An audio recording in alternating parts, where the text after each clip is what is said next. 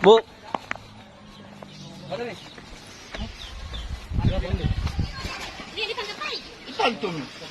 Kenapa kita lari? Hah? Kenapa kita lari? Di mana sih, Bu?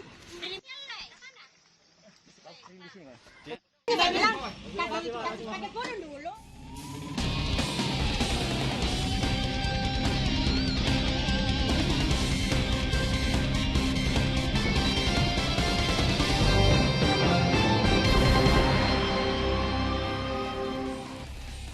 Selamat pagi saudara, selain informasi penangkapan ibu rumah tangga pengedar sabu yang berlangsung dramatis tadi, masih ada informasi lain. Di antaranya aksi penganiayaan oleh peminjam uang terhadap pemberi hutang, serta kisah tak kenal lelah keluarga mencari Ipal, remaja penyandang autisme yang sudah 2 bulan menghilang. Segera saja kita jelang Buser Pagi selengkapnya bersama saya, Aziza Hanum.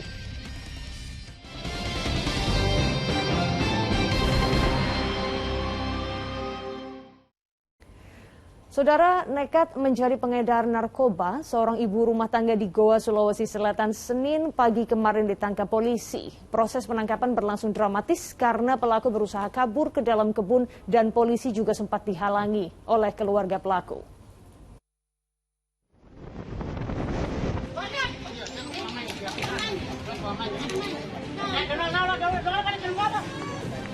Kedatangan polisi ke Dusun Bontoala, Kecamatan Palangga, Goa, Senin pagi kemarin tidak mendapat sambutan hangat.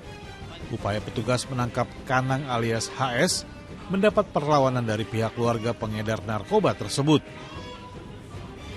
Kericuhan ini ternyata dimanfaatkan ibu rumah tangga berusia 34 tahun itu untuk kabur.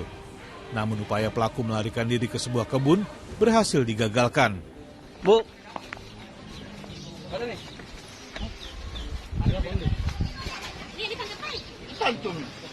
Kenapa kita lari? Hah? Kenapa kita lari? Di mana sih, Bu? Drama penangkapan ini ternyata belum usai. Lagi-lagi keluarga pelaku berusaha menghalangi petugas yang hendak membawanya ke markas. Kita bilang, pakai turun dulu.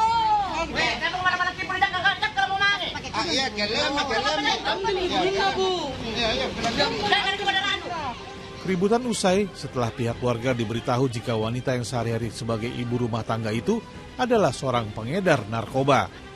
Sempat terjadi keributan karena pada saat itu ini kan perempuan dan katanya ada sementara alasan dia gendong bayi. Jadi warga yang ada di situ sempat melakukan pembelaan terhadap yang bersangkutan. Namun setelah kami menjelaskan kepada yang bersangkutan bahwa yang bersangkutan adalah salah satu pengedar narkoba, maka warga di situ malah membantu kami.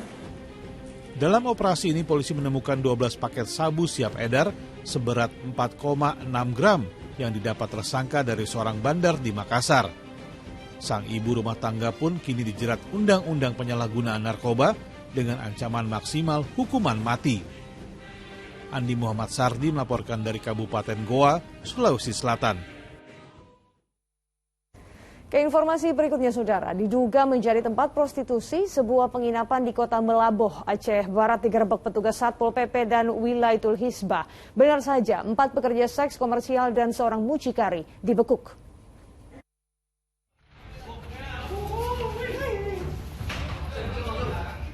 Didampingi petugas Satpol PP dan Wilaytul Hisbah, warga mendobrak masuk ke dalam sebuah kamar penginapan di kota Melaboh, Aceh Barat.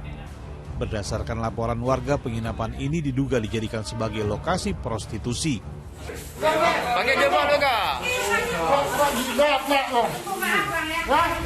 Benar saja, di sejumlah kamar, petugas mendapati sejumlah wanita yang sedang berkencan dengan pria-pria hidung belang. Total 4 wanita pekerja seks dan seorang penjaga hotel yang merangkap mucikari ditangkap. Sayangnya pria teman kencan mereka semuanya berhasil kabur. Itu suami saya yang sewa, bukan saya. Oh gitu. Aktivitas prostitusi di penginapan tersebut dilakukan secara online dan diduga telah berlangsung lama. Di dalam hotel ditemukan baju juga sudah tidak sopan, juga ditemukan rokok di tas yang bersangkutan tanpa tahu siapa lelaki yang sudah duluan kabur atau yang belum masuk. Dan beberapa barang bukti, ada bukti transaksi di handphone juga, janji ketemuan, beberapa sepeda motor yang kita amankan. Seluruh pekerja seks dan mucikari yang tertangkap akan diproses sesuai konun atau perda hukum jinayat dengan ancaman hukuman cambuk depan umum. Mukhtaruddin Yaakob melaporkan dari Aceh Barat, Aceh. Lagi-lagi terjadi, saudara, orang yang berhutang justru lebih galak daripada pemberi hutangnya. Kali ini di Bekasi, Jawa Barat, seorang pria yang tidak mau membayar hutang justru menganiaya pihak yang meminjamkan uang dan keluarganya. Beruntung aksi kekerasan diketahui warga yang kemudian menangkap para pelaku. Mau ngopi dari itu gimana ya? Tuh dia kelihatan tuh. Detik-detik kedatangan sekelompok orang di kediaman TL di Perumahan Harapan Indah, Medan Satria, Bekasi terekam kamera pengawas Jumat malam lalu. Tanpa ampun, 6 pelaku terlihat menganiaya TL dan istrinya, serta kedua orang tua korban. Sadisnya, tak hanya tangan kosong, para pelaku juga menganiaya korban dengan semprotan cairan cabai hingga menggunakan alat setrum.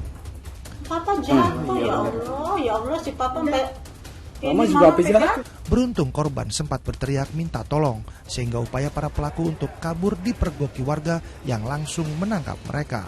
Udah punya hutang, terus ngajak temennya seakan-akan menagih. Gimana ceritanya?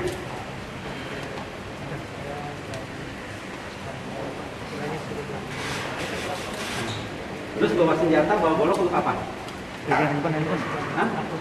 Nakut-nakuti. Belakangan diketahui AZ, salah seorang pelaku, ternyata adalah teman kuliah korban yang mempunyai utang sebesar 900 juta rupiah. Tapi bukannya membayar utang, pelaku justru mengajak teman-temannya untuk menganiaya korban dan keluarganya. Dan perlu diketahui bahwa teman-teman pelaku itu tidak tahu bahwa pelaku utama itu berinisial AZ itu dialah yang punya hutang sebesar 900 juta. Setelah tiba di dalam rumah, terjadilah pengeroyokan terhadap korban AZ, kemudian terhadap istri korban dan orang tua korban. Lagi-lagi, kasus ini menambah panjang daftar kasus orang yang berutang ternyata justru lebih galak daripada pemberi hutangnya. AZ dan rekan-rekannya pun dijerat pasal tentang penganiayaan dan undang-undang darurat dengan hukuman maksimal 12 tahun penjara. Awang Darmawan melaporkan dari Bekasi, Jawa Barat. Saudara, warga Karawang, Jawa Barat digemparkan dengan penemuan 2 sosok mayat di penginapan sebuah rumah makan. Jasad perempuan ditemukan dengan luka cekikan di leher, sedangkan jasad pria ditemukan dalam kondisi tergantung.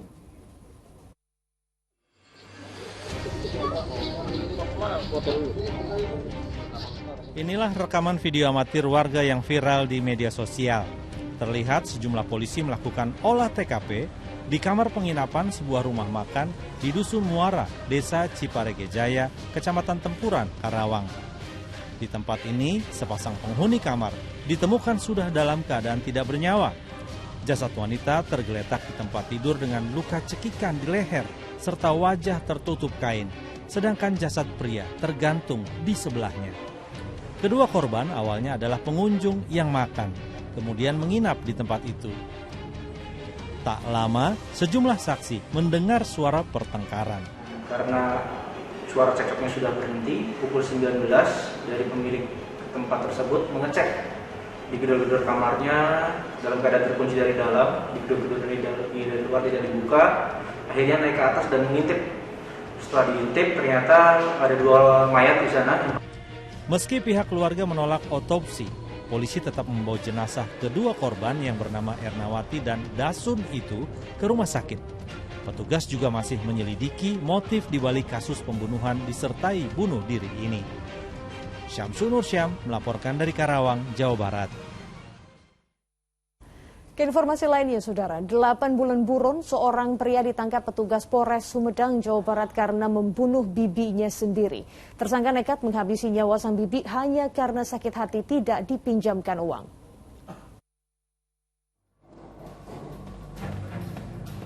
Kasus pembunuhan yang menimpa seorang perempuan Parubaya di lingkungan Barak, Kelurahan Situ, Sumedang pada Januari lalu akhirnya terungkap. polisi menangkap pelaku Asep Johan di Bandung Minggu malam kemarin. Pemuda berusia 26 tahun itu ternyata adalah keponakan korban sendiri. Menurut polisi, motif tersangka membunuh bibinya karena sakit hati tak dipinjami uang Rp500.000. Saat korban sedang tidur, tersangka memukul kepala sang bibi dengan kayu penumpuk padi. Asep Johan lalu menggasak emas korban dan kabur ke Bandung. 8 bulan buron, tersangka mengaku sempat berpindah-pindah ke sejumlah kota. Namun begitu uangnya habis, ia pun mengemis untuk sekedar bisa makan. Jadi saudara Asep Johan ini itu merupakan keponakan dari korban. Saat ini kejiwaan dari pelaku tengah kita dalami, apakah ada gangguan kejiwaan. Sementara sudah dilakukan, kita tinggal menunggu hasilnya. Sang keponakan keji itu dijerat Undang-Undang Pidana tentang Pembunuhan dengan ancaman hukuman 15 tahun penjara. Ridwan Pamungkas melaporkan dari Sumedang, Jawa Barat. Upaya keluarga mencari Ipal yang sudah 2 bulan menghilang akhirnya membuahkan hasil. Saudara, kisah orang hilang akan hadir sesaat lagi di Booster Pagi.